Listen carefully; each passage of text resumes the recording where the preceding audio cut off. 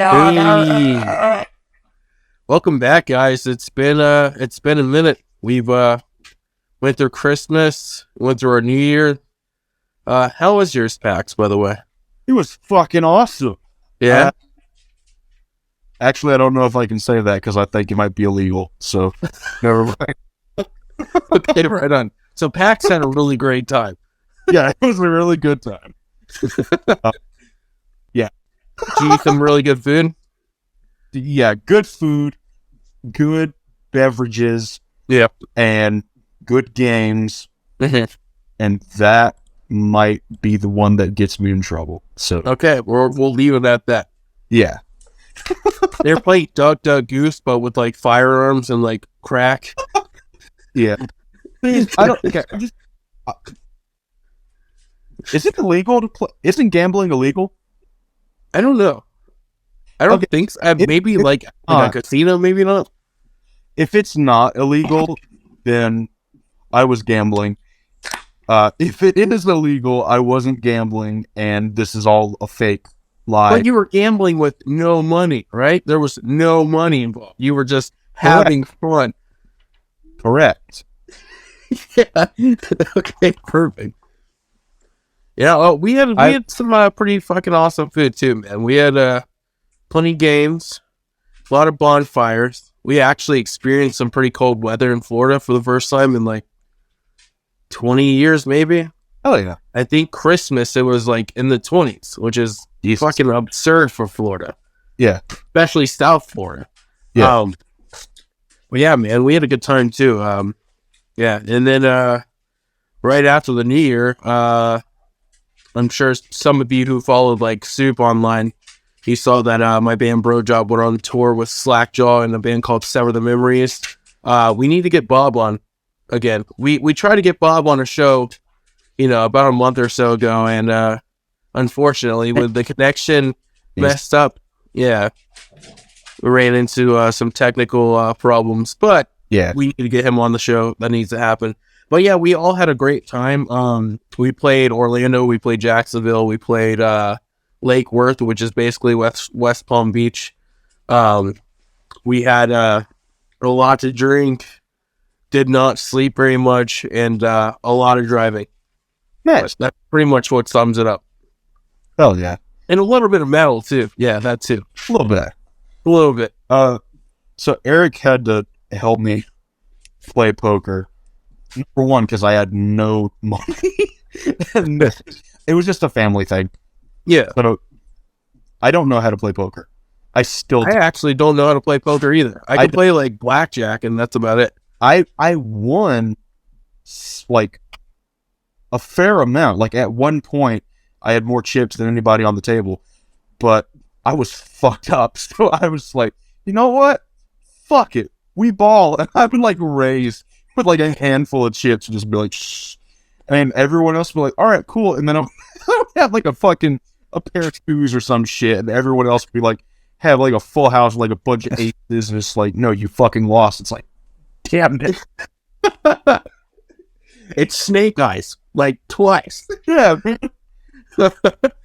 By the end of it, man, I was just like, where's food? So I was like running back to the kitchen, like, dude, I don't know if this guy's related to Eric, but he brought this buffalo chicken dip.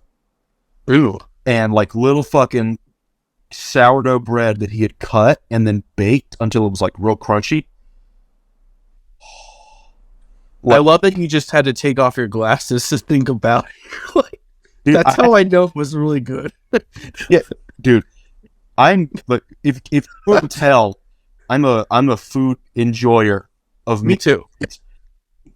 But something that like if I ever am talking to you about food and I like take off my glasses or take off my hat or I'm like this and like looking up, like it's good fucking food.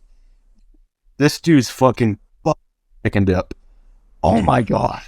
Like I was walking up there like, what will it taste like on this other item? And I would just like get some, like put it on, eat it, and it's like, oh wow, that's really good. What else should this go on? Okay, chips. Okay, chicken crackers. Okay, by itself on a plate. Hell yeah. I was just eating fucking chicken dip. Just combining it with a bunch of shit. Yeah, just because like I was drunk. So to me, putting buffalo chicken dip on top of cheese pizza seemed like an amazing plan, and it was. It was an That's like straight up something like the Goth King Cobra guy would do. yeah. Except he would like he would be about 12 beers deep and like Chicken on top of a Little Caesars, hot and ready. yeah. I've been watching way too much of that guy lately. It's like watching a car accident and I can't look away. I'm swallowing water and like it just went up my nose. Oh, I love it. He starts off his videos. Let's say how he's like chilling like a rock star villain, and he calls himself like he basically calls himself a sexy goth bad boy, and it's just so good. Like I don't know. Like meanwhile, his like apartment is like filled with bugs, and there's just like fucking like trash and like I don't know. It's like it sounds like something someone made up, and like, dude, trust me, it's real, and you wouldn't believe it. You just wouldn't, but it's absolutely real. If like in high school, middle school, one of my homies came to me and was like, "Hey, there's this dude. He wears cowboy hats and like jewelry, and he unironically says that him and Lucifer are homies, and that him and Ozzy Osbourne are like blood brothers and shit." I would look at them and be like, "You're a fucking idiot. That doesn't exist. It exists. It's real. You can touch it, and it's dude." And the worst thing that he does, or like I can't even like. Okay, he always has to clarify that when he's talking about women, he says up-age women. I don't know why it's so fucking disturbing. Like it. In my situation where like people were saying, "This guy seemed, he's seen," and he just wants to clarify, like, cool, dude. But like, I don't know. When the same dude who's like completely bald up top, and he's all like, "My sexy hair appeals to the bitches," but then he's all like, "But only of age bitches." It's like, yeah. Come on, dude. Like, only. I mean, to be fair, he looks like he shouldn't be near like a school within 1,000 feet, like straight up. Like, I don't know if you can say I'm just saying the way he looks, like, based on his appearance alone, I would be like, that guy doesn't need to be near children. I would base it more on his behavior. That too. That's a big. He gets violent a lot. Bro, yeah, dude. He like breaks his phones all the time and shit. Like. Dude, there are so many videos, because I kind of feel bad admitting this, but I've watched like a documentary about him. Yeah. There are just so many fucking videos where he stumbles in, falls over, loses his entire cigarette except for the filter, and he just starts breaking it, and like he takes off his hat and throws it, and mind you, he's absolutely fucking blackout drunk when these things happen.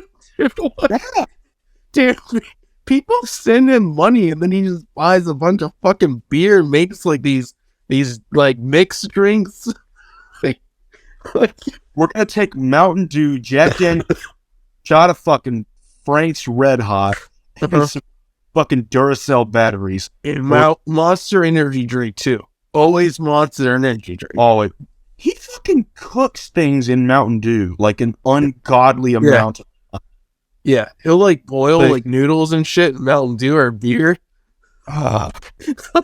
Okay, if just for anyone wondering, if you're gonna cook with something like a drink, cola or beer or wine, that is all you should fuck with. No one wants your fucking Mountain Dew chicken or fucking Santa ramen. Dude, you don't like Mountain Dew chicken, dude? The fuck no, dude. That's fucking impressive. Fuck. Could you imagine pulling up to like KFC? I'm gonna get the Mountain Dew chicken family beef. Do it. Like, give it 5 years, KFC have like fucking Mountain Dew sauce. It's gonna be in one of those like little white cups, but the lid's gonna be green, and it's gonna have a bunch of shit you can't pronounce in it. It'd be like this thin, translucent green sauce. Like if you put fucking food dye in McDonald's sweet and sour sauce, that's what it's gonna look like. Right. And like, we have 20 chicken tenders covered in this bullshit. All you need to do is pay us $35 and you can have the whole fucking thing. Dude. And they have a commercial where Colonel Sanders like he just looks longingly into the camera. Mm-hmm. That is a handsome man. I'm sure you're fuck, but Colonel Sanders is a handsome man. He is. He's very sexy. You know, it's so funny. We were going to start this episode talking about video games, and somehow we went off on a tangent about Gothic King Cobra. I don't think he goes by Gothic King Cobra. I think it's just King Cobra now. Yeah, now it's King Cobra JFF. He's over his, like, goth face. He doesn't do, like, the slicked fucking hair and eyeliner anymore. Well, I think I've seen him in eyeliner still. But he still calls himself the Gothic bad boy. But we can check this. Yeah. But, you'll have to excuse me. I'm getting over a very, very awful sickness. I don't think I had COVID. I tested negative, thankfully. But I think with the seasons changing, it's just been anyway, what? Since we started this, so he's posted. He's posted since we started this? Since we started this episode, he's posted. Cash App troll shout out. All right. Oh, dude, people give him so much fucking money, too. It's crazy. Hang on. Like, dude, people are always giving him money. What? Someone left him money. He's like, thank you for your donation. You're too much of a pussy to leave me alone. What? Thank you for the money, troll. I appreciate it. Your life is more pathetic than my drinking. And then some kind of symbol. What the fuck? You're a god, man. He is self-destructing. Dude, it's bad. He got arrested. Did you hear about that? No. What the fuck did he... His dad called the cops on him and he got arrested for public intoxication. Jeez, I don't fucking doubt it. It was on Christmas Eve, dude. I think it was like either Christmas Eve or Christmas Day. He's drinking in this video. He's drinking like a Bud Light. Says Platinum. His hand's covering it up. He's like, yo, thanks for the money, stupid ass, and just starts drinking it. Like, what the fuck is wrong? Have you seen where he'll pour his drinks out all over his chair? That nasty chair? That chair smells like cum and termites. I just know. Dude, absolutely. Like, it just, dude, every now and then you'll see, like, flies and stuff. Like, it's so bad, dude. Fucking wild, man. Yeah. Anyway, what we were originally going to talk about is horror games. Like, we both love horror games a lot. And, recently Pac's been playing, he's been playing, like, these really obscure, shitty, like, fucking awful games. They're still fun, but, like, you know, what the fuck is this, like, friends? What the fuck was it? Dark Knight with Floppa. I've been playing Slender Man games because it just takes me back. There was one I played, but what the fuck was it? There's a bunch of shit that I'm going to play that I already have downloaded, but I don't want to. Oh, I go out of wait to shit. But yeah, I think we need to like a compilation video of us just playing these stupid ass games. Dude, That would be hilarious. What about some AAA titles? Like, what are some of the bigger horror games that you like? Bigger horror games? Probably like... We could bring some indie games in there, too. Like, the decently good, you know. As far as, like, really good indie games... I don't know. I think we both liked Outlast, right? Dude, I fucking love Outlast. Yeah, Outlast was really fucking sick. That was a really good game. I didn't play much of the second one, but the first one was really fucking fun. Dude, the second one... So, like, religious horror scares me. Like, shit about, like, the end of the world is coming and we're gonna make that happen. Or, like, shit like Rosemary's Baby. Or, like, if The Exorcist was better acted. It, like, you know, shit like that. Yeah. So many people come after me about that shit. The Exorcist, for its time, was solid as fuck. the acting does not hold up. I don't care what anyone says. But like shit like that, where it's like, oh my god, it's literally the devil, or like in the case of The Exorcist, it's fucking Pazuzu, the Babylon wind demon. And have you ever heard like Pazuzu's whole deal? I don't think so, bro. So he's like an ancient Middle Eastern demon. Yeah, I know. Yeah, I've seen him. He was like, I think mentioned in The Omen as well. I think so, but he was the demon who possessed Reagan in The Exorcist. Okay. And like one of the first scenes with like the old dude at like the archaeological site, and he dusts off this little statue, and it's a dude doing like this, and he's got like a giant fucking cock and like 8 wings and shit. That's Pazuzu. He's got a giant wing and like 8 cocks. Yeah, like it's like tiny little tic tac wing. He flaps his little dicks and he flies away. Oh, fucking what was it?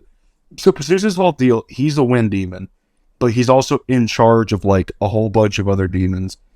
And out of spite, because he hates most other demons, he will defend people and like parts of land from other demons just because he doesn't want them to be the ones who attack the people he wants to do.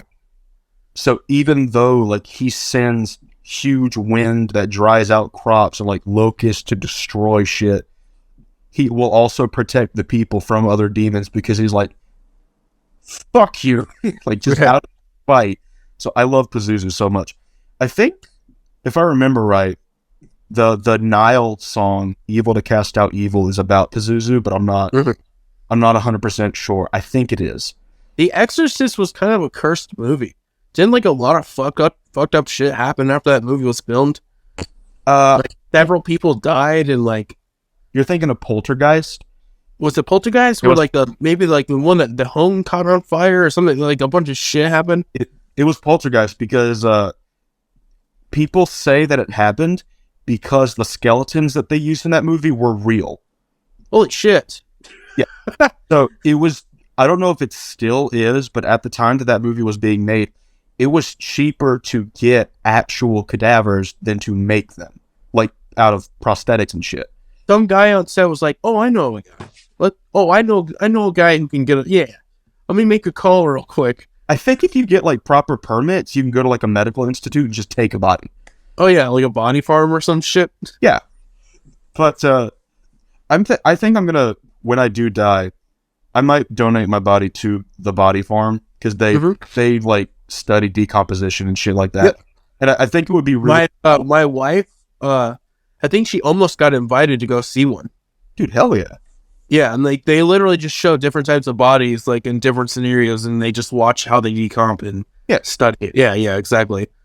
I might donate myself to a body farm, or I'm just gonna crowd surf at my funeral, like right into the hole, and don't do that. Not in a casket though. Your corpse is gonna be dead body flailing as people shove me away. Just like your arm falls off. That'd be fucking awesome. The fuck was I even gonna say? Oh, we were talking about the Poltergeist movie. Oh, so they used actual body. I think it was that scene where like the lady's in the water and like the skeleton's like on her and she's just like, yeah. Like, is that a real skeleton? It's real. That is a real dead body. That is a dead body. Dear God, man. Yeah.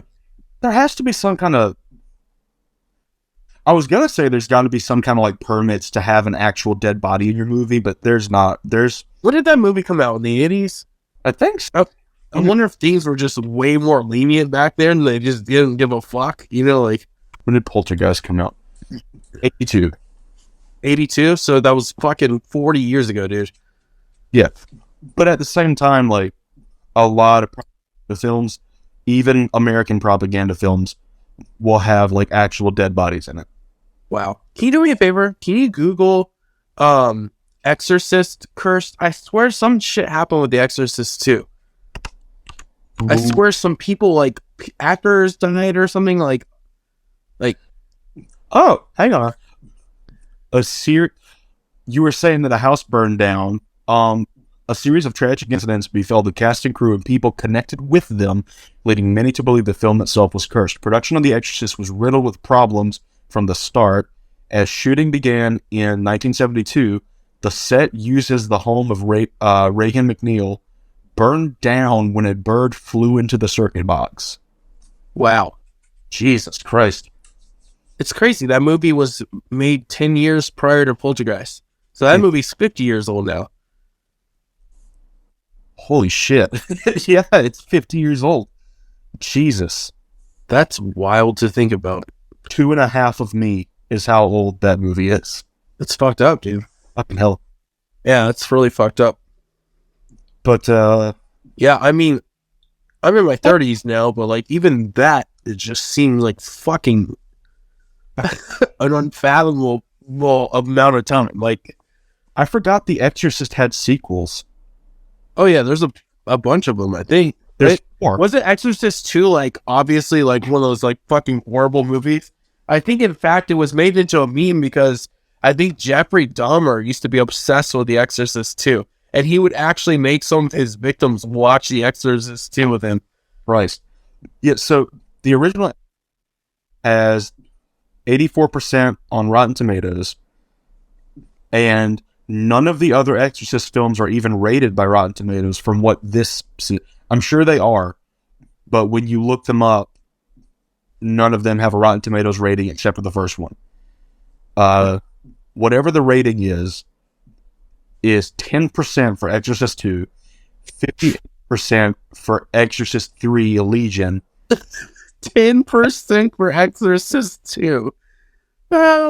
Exorcist 4, The Beginning, has 10%, and Dominion, which is a prequel to The Exorcist, has 29%. Yes. Jesus. Talk about fucking trying to milk it. You know, like... So all of these other ones, supernatural horror film, directed, film series, prequel to the... What the fuck? So the last 2 that came out in 2004 and 2005, they're both prequels. What the fuck? Well, that's dumb. They're both prequels. That's fucking stupid. Yeah. What was the last movie you watched that genuinely, like, creeped you out? Like, genuinely creeped me out was probably... Yeah. I watch a lot of, like, shitty fucking B movies just because I enjoy it, but there was this one. The fuck was it? It was like... I think it's called Wreck, which it's not a B movie, but it's like found footage, kind of low budget, but it's like through a night vision camera, and these people go into like this hospital or something, and they don't know that all the people in the hospital are infected with like a zombie virus. In the dark, you just see like eyes glowing and like people run out of the dark with like big fucking smiles and shit. They're just like, like trying to eat people and shit. Damn. That freaked me the fuck out. But then this isn't a movie. Wreck is a movie, but what I'm about to say isn't a movie. There was this video. I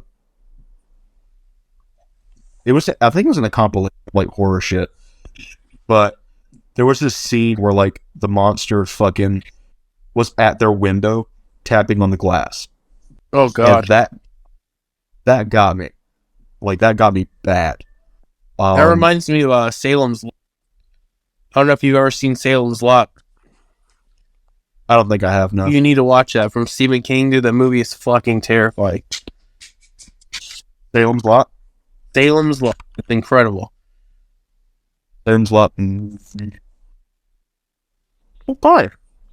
That is an absolute must-watch for you. I guarantee you'll love it. Well, I can rent it for free dollar. So I know what I'm doing. There's a scene that fucked me up as a kid where like one of the kids that gets like turned into a vampire ends up on this other at this other kid's window, and he's just like tapping on the glass asking him to let him in. I hate that movie. Fucked me up, dude. I hate shit with windows, man. Back on to like video games. when Five Nights at Freddy's popped off, there was this spin-off called Boogeyman. And in this game, you're like this little British girl, and you're staying up all night, every night, because if you stay in the dark for too long, the Boogeyman will fucking kill you. And he could be in your closet, in the vents, at your door, under your bed.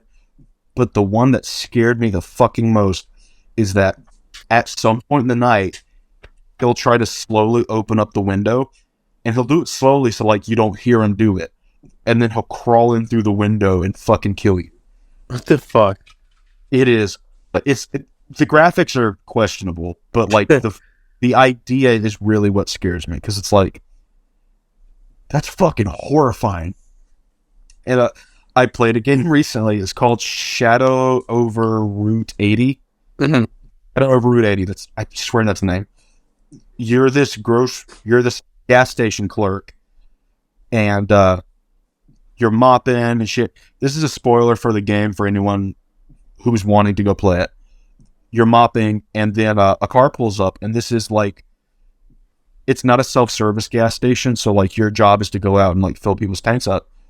By the time you go around the counter and out the door, something has killed the dude and dragged him out of his car. And you're just like, this isn't good. I should go and check the phone. So you run in and like you pick up the phone and you hear like demonic talking over the phone. So you're just like, fuck that, and you hang it up. And you walk out, and this fucking demon is in the hallway, and he reaches up and like all the lights just shatter. And there's a whole bunch of shit that goes down. And at some point, if you go into the break room has this big window in it. And after the demon is revealed, if you go into the break room, you hear on the window, and you look, and there's just a hand on the window that like drags away. And that terrified me so fucking much. God damn. What game is this? Shadow over Route 80. It's a free game. It's on itch, I believe. Yeah, okay. I'm not even gonna lie. I played it for like 10 minutes, got too scared, and then my homie played it for me. So the only reason I know that any of this went down, I watched him play it. Did you she ever played Mortuary Assistant? I've been looking into playing it. Me and my wife played it. She doesn't do good with like demon shit.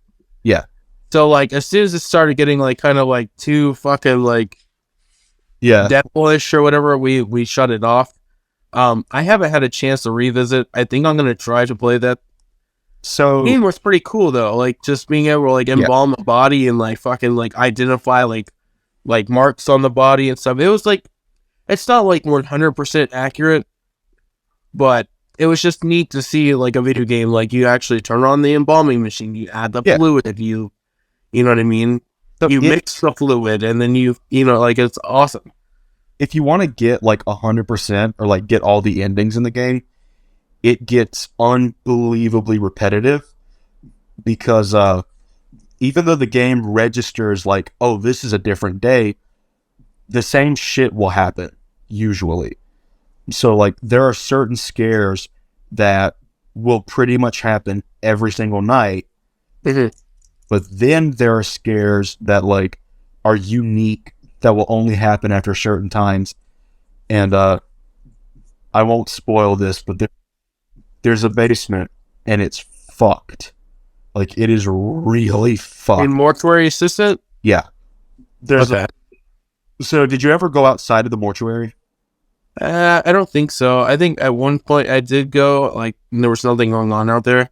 I didn't get very far. I think we got maybe an hour in or something like that. So outside of the mortuary, there's this little shelter, like one of those like underground, it's a cellar, but it's locked.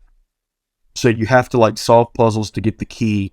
But then when you get the key, there's another lock that you have to solve puzzles to get the key. But anyway, if you have all keys and you go down there and you get into like the really fucked part of the basement, it's bad. It's really fucking bad because the dude isn't 100% honest with you. Like the fucking dude on the phone who like... Oh, you mean like the manager guy? Yeah, I can't remember his name, but he's not 100% honest with you. He did seem like kind of sketch, like dodgy. The stuff that he said, where it's like, this is how you get rid of it, this is what you do, you'll be safe if you do this, that's all true. But he lies about a lot of shit, and he omits a lot of shit. Like, what's going on in the basement, he doesn't tell you about, ever. And it's really, like, it is seriously fucked. All right. I definitely need to reply. I'm not going to spoil it, but it's oof. The scariest game I've ever played in my entire life was the Silent Hills demo. Without any, like, no question at all. Like, that demo is the most fucking terrifying thing I've ever played in my life. Even today, it's very difficult for me to play that fucking game. I never played it. Yeah, I wish you had, man. I don't think you don't have a PlayStation, do you? Nope.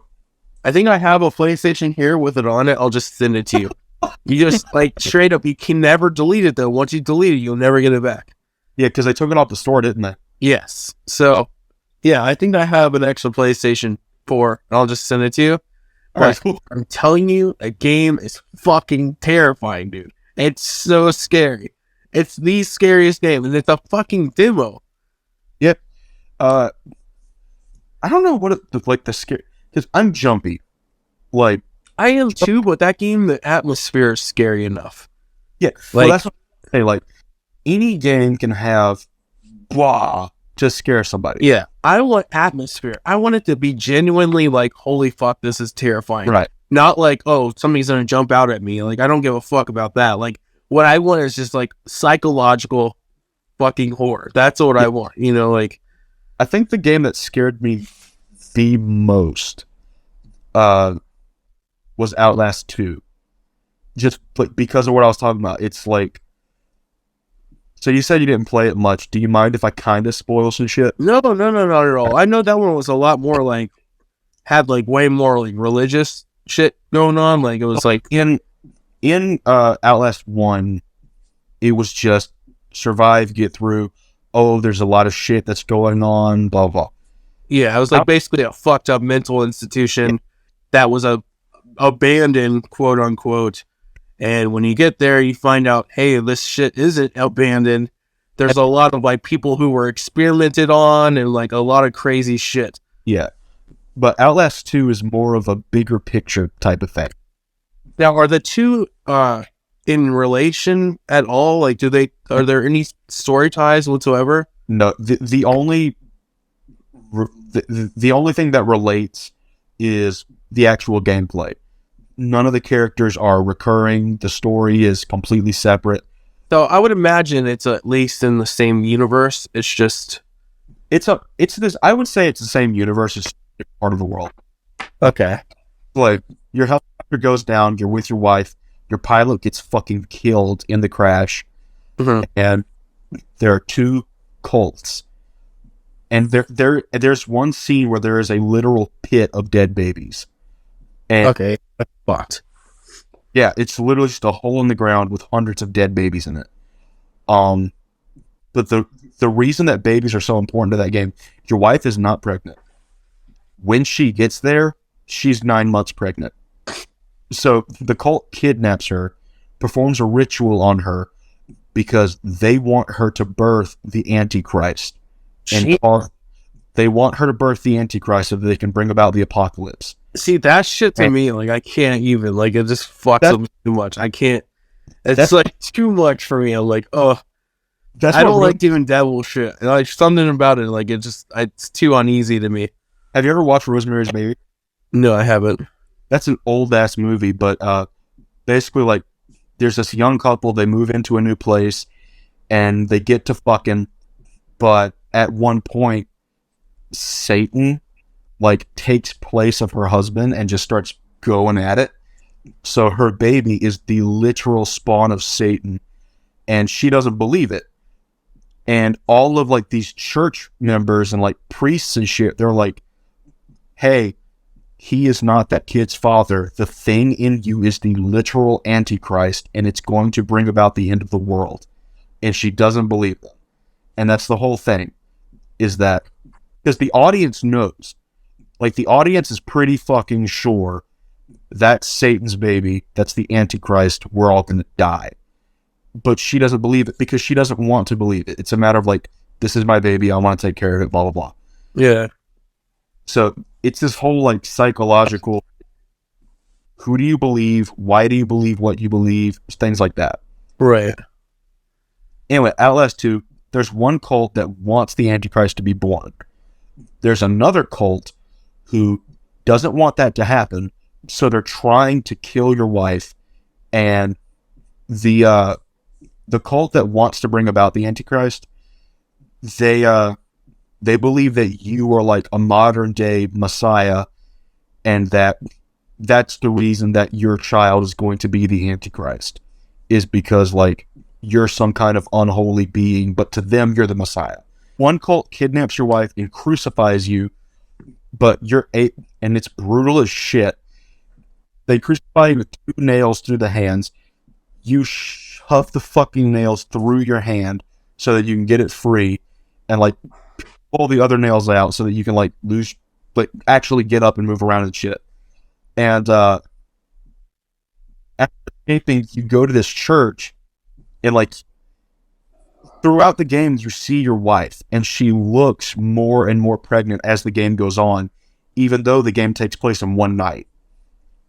So you're going through all this shit. Your wife is being ritualed upon, and eventually get to the church, and there's like, you have to stop the ritual, kill her, blah, blah, blah. But it's your wife. You don't want to do that. So then, even though she wasn't pregnant when you showed up, this baby comes out of her, and the cult takes it away. And then Papa Knopf, who is the leader of the cult who didn't want that to happen, he tells his entire cult to drink the Kool-Aid. Like they all poison themselves and die. And he poisons himself, and he tells you all he wanted to do was save humanity and save the world. But because you didn't believe him, and because of the work of the other cult, we're all doomed. And you walk outside, and you see dead bodies. Everyone's poisoned themselves. I think it's like a swarm of locusts, literally black sun, and just the world goes black. So it's a lot more Outlast 1 was. But it's... Yeah. Yeah. That sounds fucked. Yeah, like that really fucked with me. Yeah. Like I said, religious horror fucks with me. I couldn't do it, dude. There's no way. Growing up in the religious ass fucking South in the Bible Belt, shit like that hits me. Like, have you ever watched the Mandela Catalog? I don't think so. I'm gonna send it to you. It's a YouTube series. Is it about the Mandela effect or something? No, so it's about Mandela County, which is a fictional town. Okay. In this town, well, in like worldwide, but a lot of the shit takes place in the town. But there are these things called alternate, and they look like people, but like in the uncanny valley.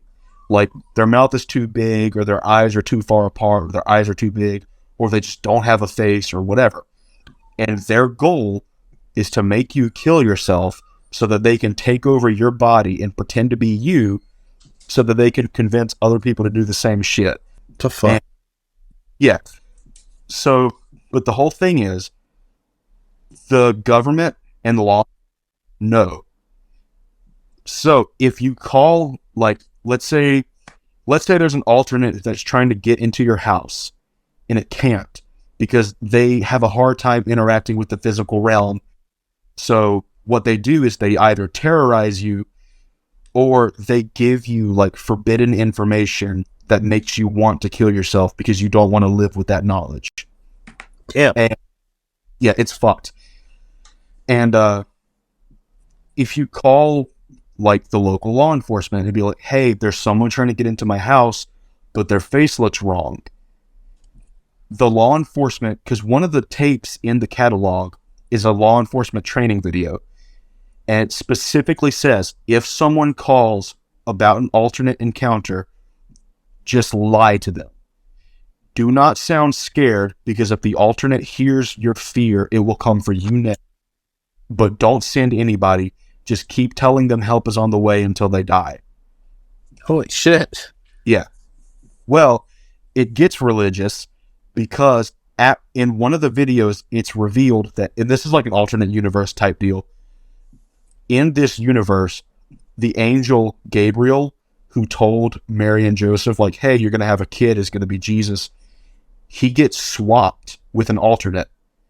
And the new, like, fake Gabriel goes around to the shepherds and delivers the forbidden information to them, and then delivers the forbidden information to Mary and Joseph. And it's subtly revealed, but it's revealed that in this universe, Satan is the one who controls the world, because they were able to swap baby Jesus for an alternate. And now the whole religion is based off of these demons, basically. And it is horrifying.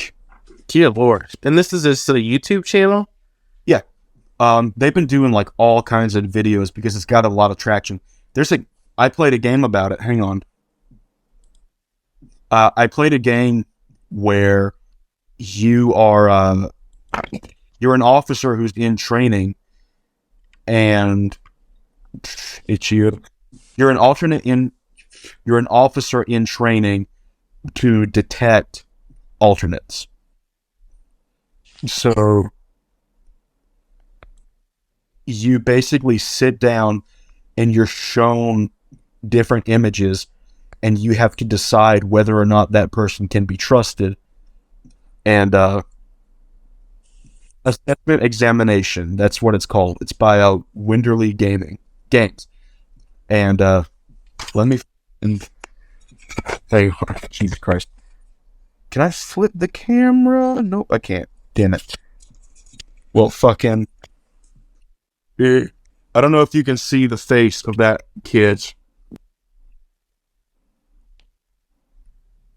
The fuck? You can see it? Yeah. Alright, cool. I had to like turn my phone around because I couldn't figure out how to flip the camera.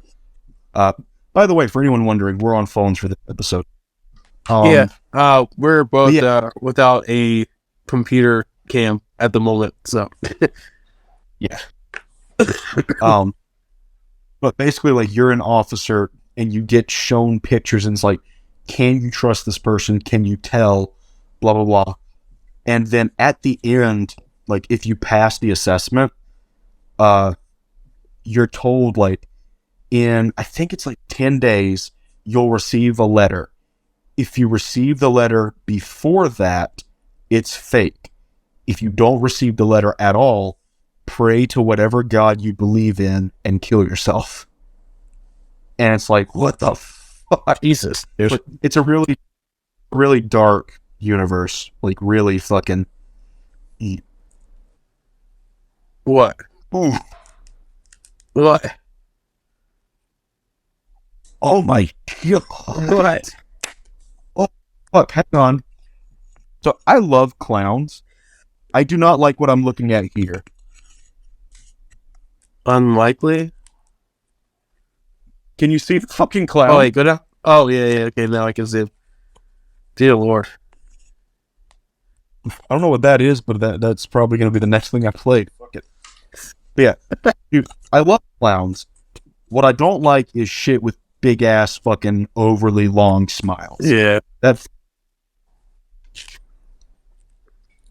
like Uncanny Valley shit keeps me awake at night because I will close my eyes and just see people with weird fucking distorted features, and it's like, I fucking hate it. You know what else was like fucking terrifying to play to me? Resident Evil 7 in VR was fucking incredible. Man, fuck that noise. Look, I can barely do horror games as is. If I had to fucking do it with VR, I would lose my mind. Have you played VR, like a proper VR yet, like PC VR? Nope. No. I'm too much of a bitch, dude. I'm down to play like a regular ass game in VR, like obviously, but I'm not doing any kind of horror VR shit. What the fuck? There's this game in VR. Uh, it's a really simple game. It's like you're trying to keep monsters out of your room, but it's in VR. And there's this one part where a monster, like, the hand will go around the door and grab it and like slowly push it open. Just like, I wasn't even wearing the headset, but like just seeing that happen, like in a video, I was like, fuck that. I am not about that life, dude. I don't know what it is about like hands grabbing doors and shit. Because to me, it's like a door is safety. So when the threat can touch my door and manipulate it, I'm fucked. Yeah. There's a... I'm going to keep talking about Five Nights at Freddy's because I've been playing a lot of clones lately. I like fan games and shit. There's one where you're in a Chuck E. Cheese and there's a door behind you that like... You know those shutter doors that stores will put down? Yeah, like the metal shutter doors? So there's one of those behind you, and like you have to close it slowly. If you don't close it fast enough, or like if you wait too long to figure out that you need to close it, it'll get like halfway, and then a fucking hand will come out of the darkness and stop it.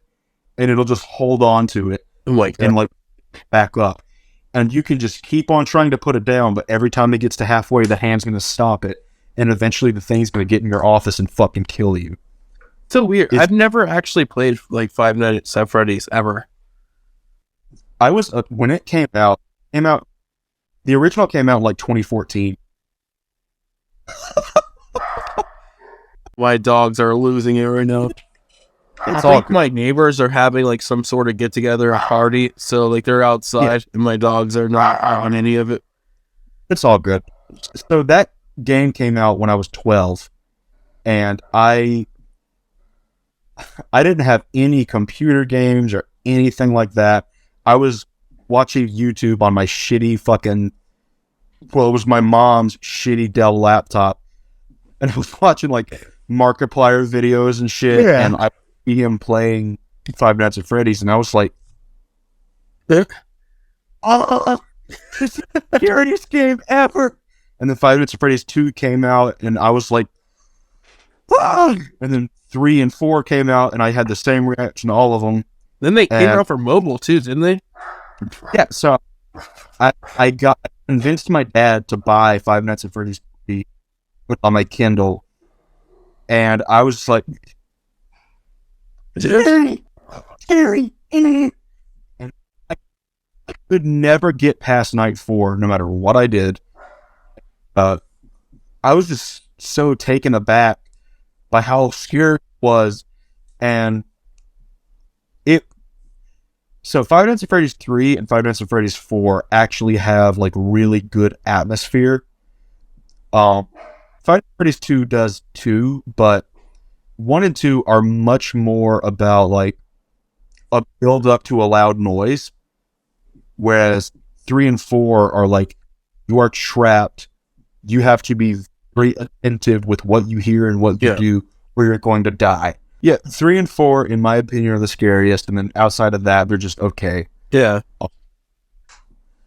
But it came out at like the appropriate time for me, because at the same time I was getting into like creepypastas and like scary movies and shit. Right. That. Because my dad loves horror movies. Like, he watched the original fucking Nightmare on Elm Street when it came out. Wow. And like, he read all of Stephen King's books as they were out. Like, huge horror guy. Yeah, Stephen King's the man, dude. Yeah. Dude, he would have to like, because of how much cocaine he was doing, he would have to take cotton balls and shove them in his nose so that he wasn't bleeds on his papers. Yeah. Like, to keep his typewriter and all of his papers clean, he had to shove cotton in his nose because he was bleeding so much. He doesn't remember writing Cujo. Like, he was so fucking drugged out of his mind that one day he just woke up and had a book. And that was... which is fucking insane. That's nuts, dude. Yeah. Have you ever seen the Stephen King movie Dreamcatcher? I don't think so. The special effects ruin it, but you can't fault the special effects because it's an old movie. Right. Like, it's very early CGI. Like, crummy fucking Yeah. PS2. Like, The Mist. Like The Mist. It's got that same level of CGI, but if you can just ignore... Right. It's a really good movie. There's this kid, and all of his homies, they think he's a special needs kid. Turns out he's actually an alien, and that's why he behaves the way he does. He just doesn't... He cannot communicate the same way that we do. But anyway, all of his friends go out to the woods, and they're slowly being, like, hunted by this fucking alien parasite worm thing that, like, crawls in your mouth and eats your insides and shit. And it's just insane shit, dude. And eventually, you realize that, like, their alien homie, you don't know he's an alien yet. Never mind, it's spoilers. I was about to spoil the entire fucking movie. They fight the alien and the other thing and the other thing. Like, there's a fight, and then everything is resolved, but that's all I'm gonna say. Well, what is this called again? Dreamcatcher, I believe. Dreamcatcher. And this is a Stephen King movie? Yeah. With shitty CGI?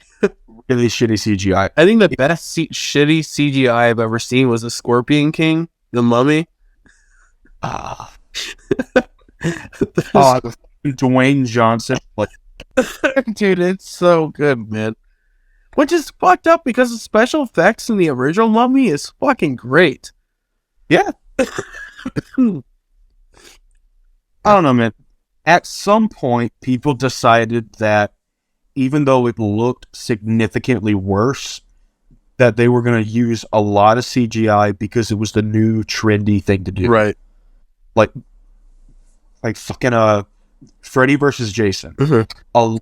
A lot of the shit in that was practical, but all that does is really point out how shitty the CGI in that movie is. Yeah.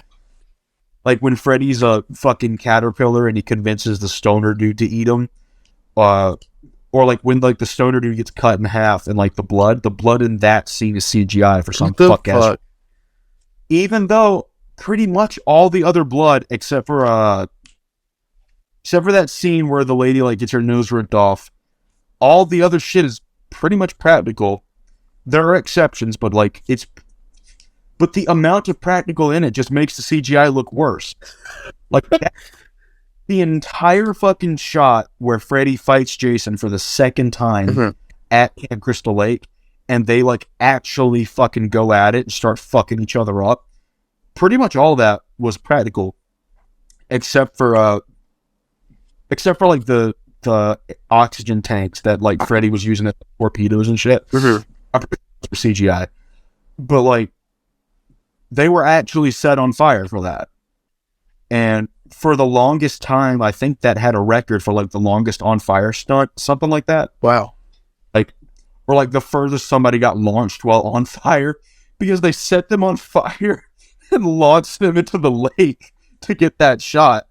And it's fucking awesome, dude. I love that. Like, even if practical looks goofy, I will take practical over CGI any fucking day. Yeah, I agree. But it's especially good when it looks amazing. I can't remember who is it. Christopher Nolan that's like famous for like trying to actually stay away from like CGI and stuff. Is he the one who did Interstellar? I don't know if he's the one who did Interstellar, but yeah, he's the one who's like, right now there's a thing going on. I think he's doing a movie about Oppenheimer, the dude who worked on the news. Yeah. And, he made a statement that was like, we will not be using CGI to recreate the nuclear blast. Yeah. Like, I think he's pretty well known. There's like the scene in Interstellar where like he's like in fucking 4-dimensional like time space, and like the walls are like shifting and stuff. That was filmed in a real room. Jesus. That's an actual set. Like him like in this weird fucking like 4th dimension. It's actually filmed that way. Like they've Jesus Christ. created like some crazy room with like it's wild, dude. So I love like behind the scenes, like, hey, this was real, this was. I love that type of shit. Um, okay, Jaws 3D. Swear to God, it's Jaws 3D. It was filmed, for sure, like on the Universal Studios back lot because I didn't want to fund that movie because I thought no one would watch it. So there are scenes where they're like the scenes where everyone's out at sea. If you look at the background, you can see the water splashing off of the backdrop that's supposed to be the horizon. Like, you got to look for it, but you can see, like, it's like the Truman Show or some shit.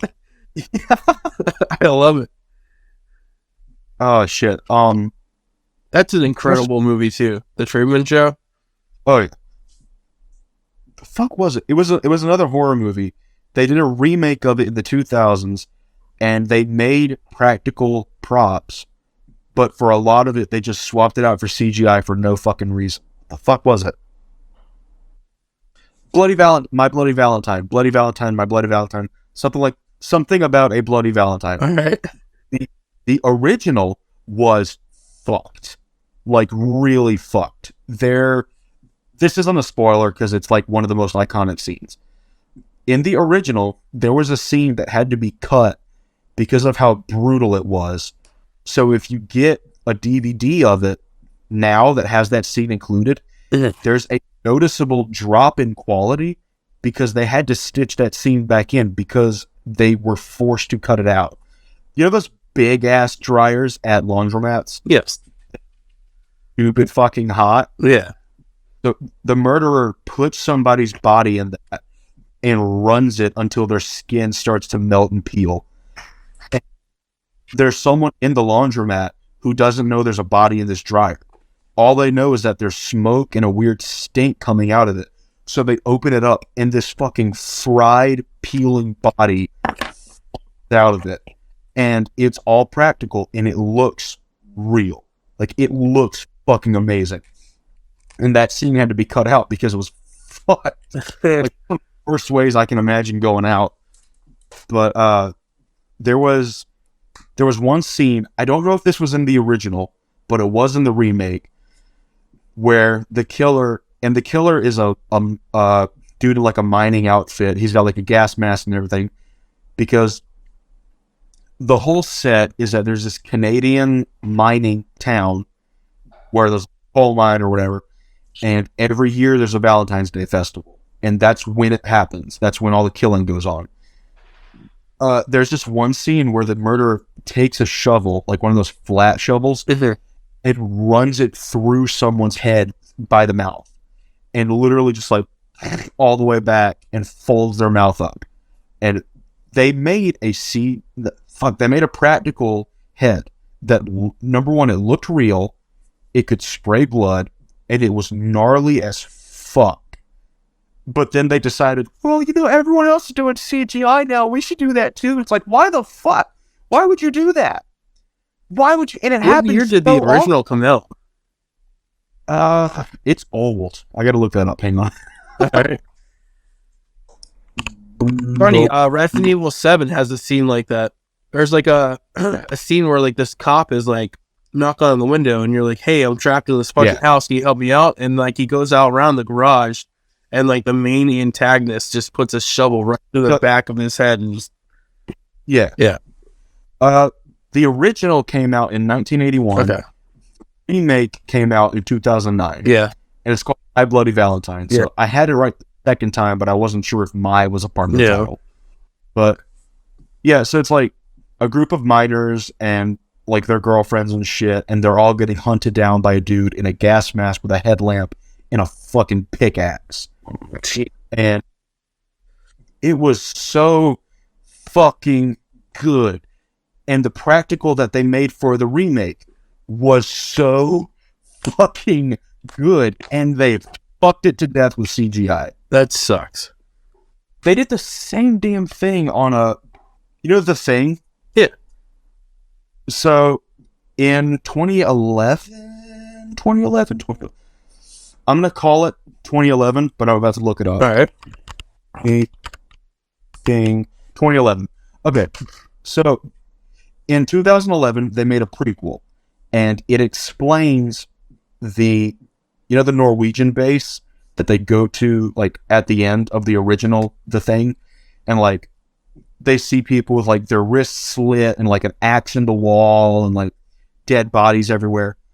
Well, the 2011 explains how everything in the Norwegian station got the way it was. And the dog at the beginning of The Thing, where like it's running and like these Norwegians are shooting at it, and the Americans got no idea why, so like they kill the Norwegians and they take this dog. It explains it. It explains the whole fucking thing. So the remake, they like actually like add in the details and yeah. Okay. So it's technically it's a prequel, but it took 30 fucking years to come out. Yeah. So, but dude, well acted, amazing performances from everybody. They had practical monsters made. Like when the thing starts assimilating and it's like in that between stage where it's like a writhing mass of limbs and shit, they had practical for all of it. And they decided that they didn't want to do it, and they just slapped CGI on everything. And the CGI looks horrible. It is awful. But by 2011, a lot of fucking studios figured out how to use CGI. Yeah. These didn't. They did a super bad fucking It looked job. like Windows 95 animation. Yeah, honestly, it looks like an old fucking horror game. Like PS4 graphics. Yeah, it's bad, dude. And It's like Silent Hill 1. like, yeah. So you remember polygons and shit? I don't know if it's not polygonal, but like there's no texture on any of it. None of it has textures. It barely has any lighting on it. It just looks bad. But you remember how in the first Thing, they figured out that like the alien doesn't like heat, so they start testing blood. Mm-hmm. Well, in the prequel, they don't figure that out because it would have been too similar, I guess. Right. This is, and I mean this, I genuinely mean this. This is some of the smartest writing I've ever seen in my fucking life. The characters aren't stupid. Like, in a lot of horror movies, the characters are fucking dumb. These characters put it together that this thing assimilates and becomes different things, but that it cannot do that with inorganic material. So, if you have, like, fillings in your mouth, like metal fillings, Mm-hmm. it can't copy that. Or if you have an earring, it can't copy it. What it can do is kill you, take your clothes, assimilate you, and then put the clothes. But it can't, like, obviously a filling, it's not going to know that that's there. It's Right. not on. So what they do is they start shining a flashlight into everybody's mouth, and if they have fillings, they know for sure that one's a human. And one of the characters, he's like, so I'm going to get fucking murdered because I brushed my teeth and flossed. So they had to find a different way to make sure he was human. And it was so good, dude. But CGI ruined it. Like, hands down, some of the worst CGI I've ever seen in my fucking life. That sucks. Yeah, and it's one of those situations where there is no fucking excuse for it. Because they had the practical made. They had no reason to do that. They just chose to, and it's so dumb. Okay, well, I had a window open on my computer looking for My Bloody Valentine. What the fuck is this? You know how if you look for a movie, it'll recommend or What is it? you know how if you like look up a movie, it'll recommend similar movies. Right, yeah. Okay. I guess I'm gonna send you the link on Instagram because I don't have my iMessage synced. Mm-hmm. This fucking movie. Jesus Christ, it looks gnarly as shit, but I know it's gonna be dumb. Just an eBay link. to this movie called Cupid. Mhm. Oh, so it came up because the tagline in it, like because you know how it's like Friday the 13th, evil at camp, like Right, whatever. yeah. But this is Cupid. It'll be a bloody Valentine this year. So that's why I can get a DVD of this for $6.15. That's a steal, dude. And it'll be here in 2 days. Can you get a VHS? Oh. No, this is a DVD. Dude, you got to get I the can real also- experience and watch it on VHS on like a tube TV. I gotta look and see when this shit came out, because it might not have been like available on VHS. I had a VHS collection in South Carolina. I couldn't bring it with me. Dude, I want to 'cause it get was- like a proper CRT TV and like a fucking VHS yeah. and like watch all the movies I grew up with just like on a shitty ass TV. I got a VCR, like a good VCR, and I have like 200 something VHSs. Yeah. And a lot of it is like crummy ass old horror movies that don't make any sense. Nice. But I also have like the classic shit. And the second Lord of the Rings movie is so fucking long, they had to split it over 2 tapes.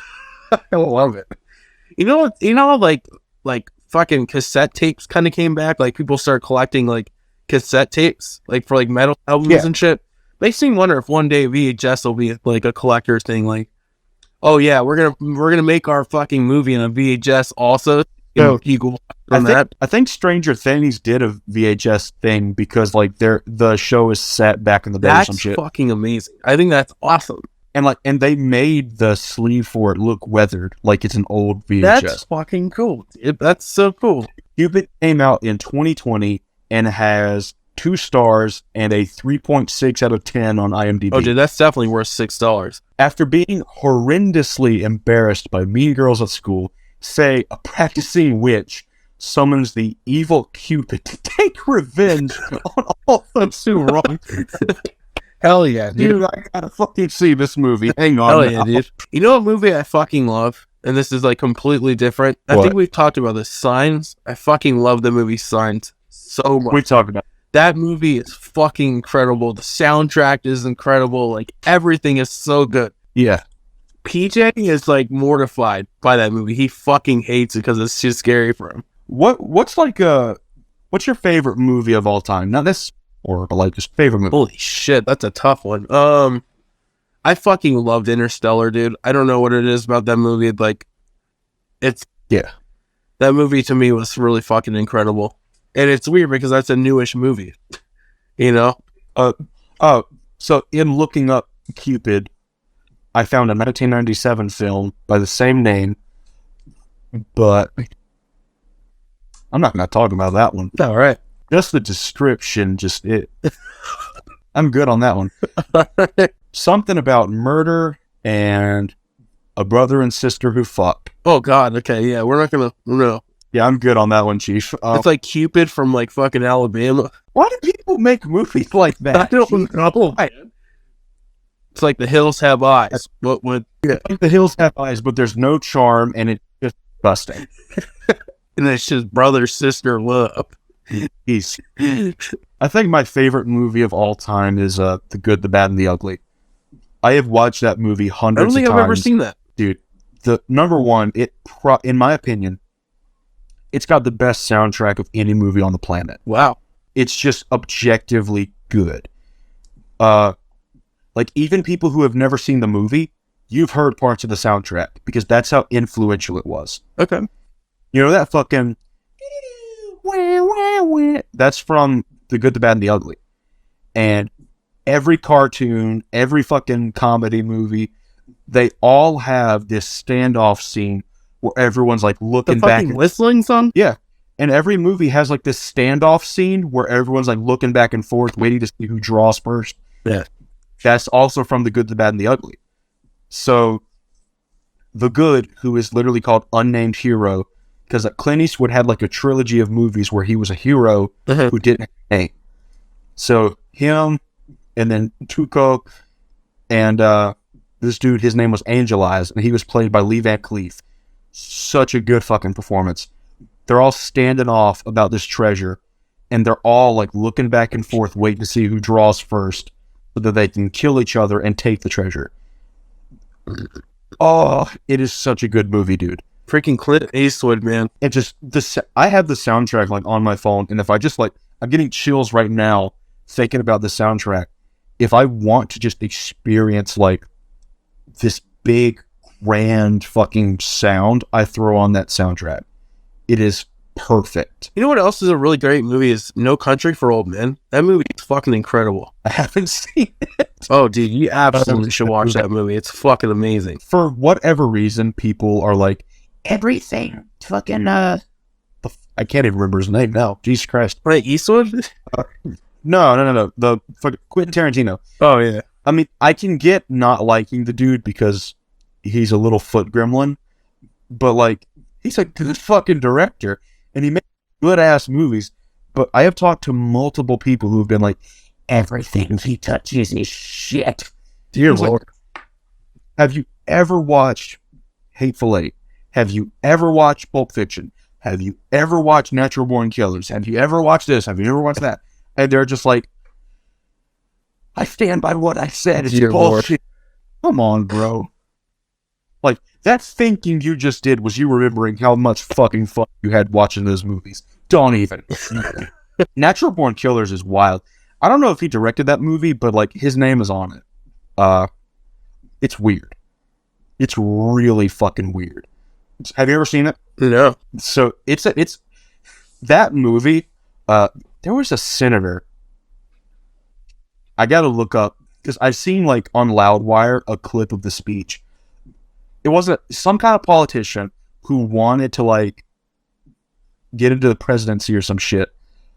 Like he was running for president, and he made a speech that was like, movies like Natural Born Killers and bands like Ghetto Boys and Cannibal Corpse are destroying the youth.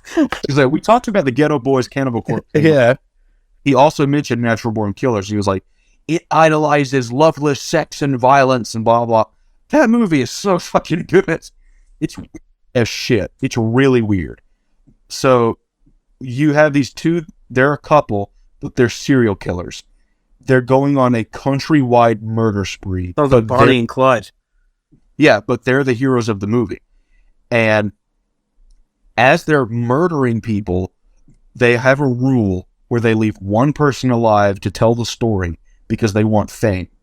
And they're getting fans, like people who are printing off t-shirts and writing books and shit about them. And it's like, never put them in jail. They're so cool. A lot. And they're also like really into like shrooms and LSD and acid and shit like that. So there are a lot of scenes that are like, there's animated scenes where they're two-dimensional and they're running around. There are scenes where like it'll give you exposition on something and it's set up like a 1950s sitcom, but everyone is just vile to each other. Like, so take like Andy Griffith, but mix a bunch of like fuck bombs and violence and just things you should never say to anybody, but keep the laughing track. Oh my God. So it explains why the lady in the movie is fucking insane. It's because she grew up in a shit home, and the dad is all like, "You're a fucking piece of shit, and I'm gonna take you out back and shoot you in the back of the head." And then the laugh track is just like, oh, "That's fucking great." It's like, Jesus Christ, Dear and Lord. like, it's shot like an old timey TV show, but then it'll cut back to like actual movie footage, and it gets to a point to where it's genuinely hard to tell what's actually happening and what's in their minds because they're on fucking insane drugs. And it is such like a compelling movie. I love it so much. It's really, That sounds awesome. I think it's on Netflix. I really recommend you watch it. It's amazing. It's been long. I think it's like 3 hours. What's it called again? One more time. Natural Born Killers. Natural Born Killers. All right. Like there are these scenes where I can't even, I don't know why I can't remember their names, but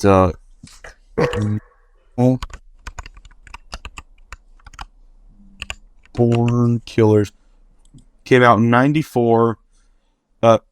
Quentin Tarantino wrote it, but Oliver Stone directed it. Okay. So there's that. I'm trying to look up the characters' names so that I can actually say the people. Right. Okay. Mickey and Mallory Knox.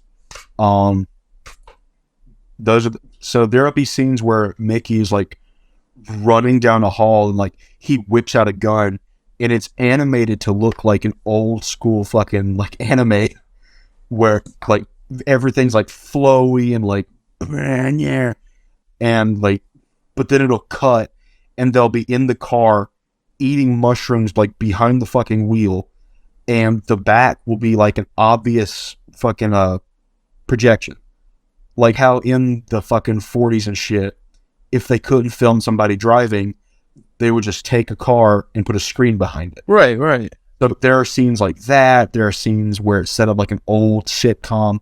There are 2D scenes. There are like trippy fucking, obviously they're on drugs scenes, shit like that.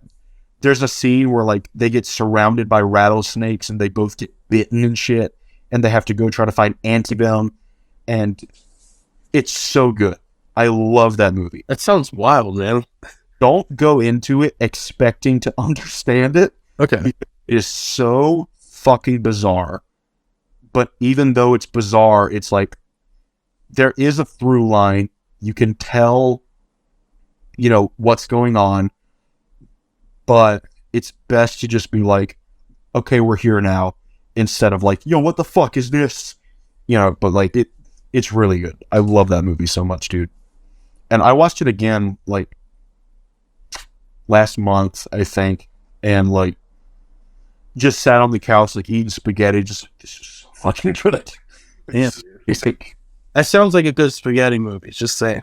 spaghetti movies, and then there are Or movies Mountain Dew chicken, or whichever. yeah. There are good spaghetti movies, and then movies that you shouldn't watch while eating spaghetti. Yeah. And there are good chili movies, and then movies that you shouldn't watch while eating chili. Yeah. For instance, Terrifier. You shouldn't eat chili while watching that movie. Yeah. Because there's a lot of gross out shit in it, and you're just like, oh, well now this delicious bowl of chili looks like a heap of shit. So I'm going to eat this anymore. Yeah. There are a lot of like really gross fucking movies. You ever watch Event Horizon? I've heard about that movie. Is that like where they're on like a spaceship or some shit? Yeah. And there's like fucking monster on the loose or some shit? So, have you ever seen Hellraiser? I have. Like years and years and years ago. It's basically Hellraiser in space minus the sadomasochism. Because Hellraiser, because Clive Barker was a gay man who struggled with his sexuality, and he lived in an era and a place where being openly gay could get him in legal trouble. Mm-hmm. The books, Hellbound Heart, which is what Hellraiser is off of, it's all about like forbidden desire and like deep things that society doesn't want you to experience, but that you want it so bad, so you're willing to go out and find it, that type of shit. And that's why the first two Hellraiser movies are very sexual. It's because that's what it's about. And then after that, it became like spooky hell demon, but at first it was all like, yo, you fucking I got nails in my head, bitch. So but so Event Horizon is Hellraiser minus the sex. All right. Over the top depraved shit in space. Basically there's this spaceship that, and this is in the future, an Event Horizon is the amount of force that's needed to like escape a black hole. Right. Like, I think it's theoretical because I'm pretty sure nothing can, but like that's just what it's called. In the movie, they are, and again, this is bunches of years in the future, they have found a way to basically use physics to bend space-time so that instead of traveling on a plane and taking thousands of years to get somewhere, they bend space-time, go through it, and now all the way over here instead of it's a wormhole. Yeah. yeah. So they Which, cool enough, Einstein thought that wormholes were real.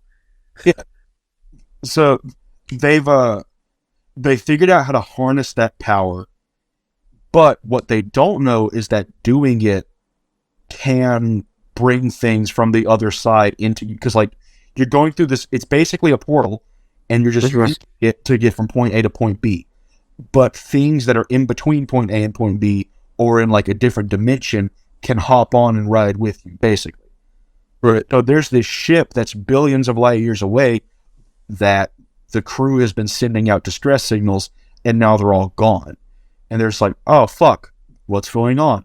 And these spaceships that are designed to look like Catholic cathedrals, they because that's a big part of it, because like the bigger picture is that the people are in on it. So they do the thing where like it folds space, they go through, and then weird shit starts going down. Like visions of like your worst fears, or visions of like mutilation and death and blah blah. And the reason that all this is happening is because a portal to hell has been opened, and now demons and shit are coming through to torture humanity. It's like some shit out of like Doom. Yeah, so it's like space and demons. It's Doom, but so towards the end, it becomes like an action movie, because there's like, we're gonna fight them and blah blah blah. Okay, whatever. But the actual horror shit is extremely fucked. There's like, if I remember right, there's like 30 minutes of that movie that no one has access to, because they were forced to cut it out, and they didn't keep the tapes, because they thought, why the fuck would we keep it if it's going to get us in legal trouble? Because right. Like, if you put this out, you are going to get a lawsuit. So no one knows where it is, but some of the cut scenes we have access to because of like transcripts and shit. Mm-hmm. Something that they would do because a lot of the visions that people would have is of people they don't know being tortured and mutilated in hell. And for those scenes, they would hire people who are amputees. So that way, when they pull off the fake arm, there is actually a missing arm there, and it looks more real. So there were scenes of people like having a hot iron shoved up their ass while all their limbs were getting pulled out from the sockets. And yeah, and there's this one scene, it's called the blood orgy, and of course, yeah, you can't even tell what's going on unless you pause it at each frame. But it's basically like a bunch of flashes of hell, and there are like, one of the people, there's a spike running out the back of, like through the back of his head, out of his mouth, and he is covered in maggots, and maggots are eating his eyeballs. And then it's like people with missing arms and legs and maggots in the wound and shit. And the maggots are real, like they're moving around and crawling and shit. It is so fucking gross. I want the deleted scenes. I want them so bad. Jesus. The test audience, because like every movie has to have a test audience. Let me rephrase that. Every big movie with a budget has a test audience, so that they can kind of gauge how it's going to perform.